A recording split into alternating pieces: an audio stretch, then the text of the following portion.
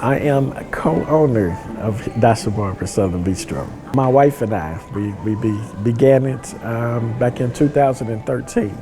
Sometimes I forget that it's our business, and then I think, well, wow, this is something like we're working together. It was her dream to have a restaurant. I wanted to do a business. I didn't care what it was, just as long as it was a business. I put it all on God, really. Like I don't even know how we still going, really. With all the obstacles that we've come, through or across. So I put it all on God. I'm like, it's got to be Him. It's nothing else. Yeah. And that's honestly how I feel about it. My previous job, I had worked there a little bit short of 10 years.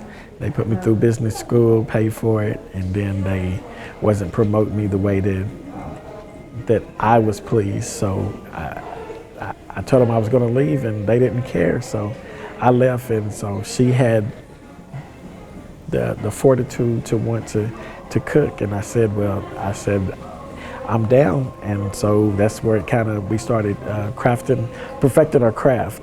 When we cook anything, we put our heart and soul into it.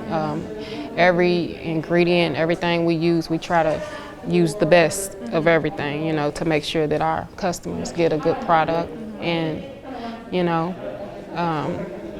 just to have an overall good experience, to make them want to come back, bring their friends, family. Some recipes that, of course, inspired by her grandmother, and there's some that inspired by my mother. She was a great cook. People are going to look back and say, well, this restaurant's open, it's Black owned, because when I was coming up, I didn't really see a lot of that. My father, he's 73 years old, and him and my mother, they sit and eat, and they remind me, like, they tell me that they don't think I grasp, like, how far we've come. They was like, when we was dating, they would tell me that there was places they couldn't go in and sit down and eat. And they said, when I was 15 and 16, you couldn't have told me. Like, they said they always hoped it in their heart, but there's no way that they would have believed that their son would own a restaurant, given the circumstance that they couldn't even go inside of one.